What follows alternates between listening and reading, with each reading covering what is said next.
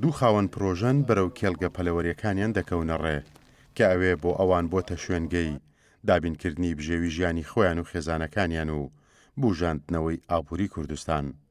ئەم خاوەن پرۆژەیە ڕایدەگەێنێت خەباتی ڕابردووی یەکێتی نیشتیمانی کوردستان بووە کە ئێستا و ئەو لێرە ئەو پرۆژەی پەلەوەریەی بنیاد ناوە کە سەردەمانێک چەندین پێشمەرگەی یەکێتی لەو شوێنەدا شەهید بوون و گیانیان فیدایی خاک و گەل و ئازادی کرد. ساڵیادی یەکێتی نیشتیمانی کوردستان لە هەر چوار پارچەی کوردستان پیرۆزەکەم لە کەسوکاری شەهیدان لە کەسوکاری ئەمفالەکان لە هەموو خەڵکی کوردستان بە تایبەت خەڵکی هەموو عێراق یەکێتی نیشتیمانی کوردستان خەباتێکی زۆری داوە تێکۆشانێکی زۆری داوە بۆەوەی ئەم کوردستانە ئازاد بێت.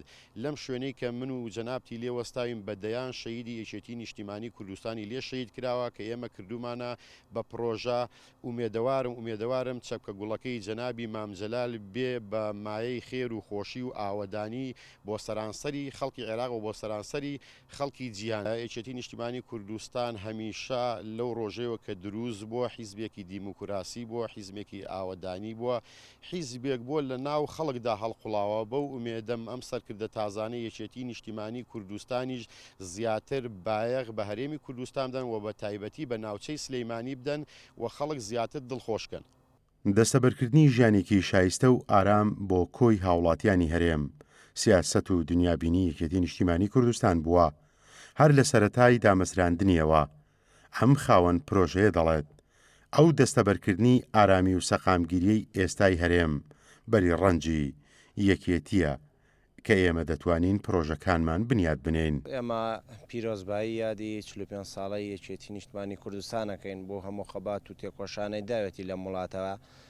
ئێمە کار و پرۆژەکانمان بەرهەمی ئارامی و سەقامگیری هەرێمی کوردستانە کە یەکێتی نیشتیمانی کوردستان بەرگری لەمە کردووە خوێنی لە پێناو داوە. بەڕاستی ئەمە زۆر سپاسی هەموو لایەک دەکەین بۆ هەموو کار و دەستخۆشیەکانیان بەڕاستی هەمیشە لە پشتی ئێمە بوون و زۆر سپاسیانەکەین و هیوادارین دایم لە پشت خاوەن کارەکان بن و کاریش واتای سەقامگیریە هەر شوێنێک سەقامگیری تیا نەبێ بەڕاستی کاری تیا ناکرێ. جا بۆیە ئێمە زۆر داکۆکارین لەوەی کە دایم وڵات سەقامگیر و ئارام بێت لە پێناوەی کە کار بە باشی بەڕێوە بڕات.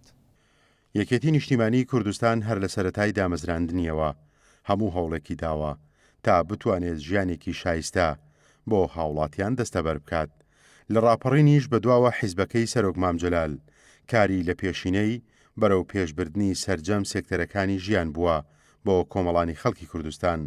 بۆیە ئێستاش لە یادی 45 ساڵەی دامەزراندنی یەکێتیدا خاوەنکارەکان سوپاسگوزاری یەکێتیەکەی ئەوێ ڕۆژێ و ئەمڕۆ و ئایندە دەکەن.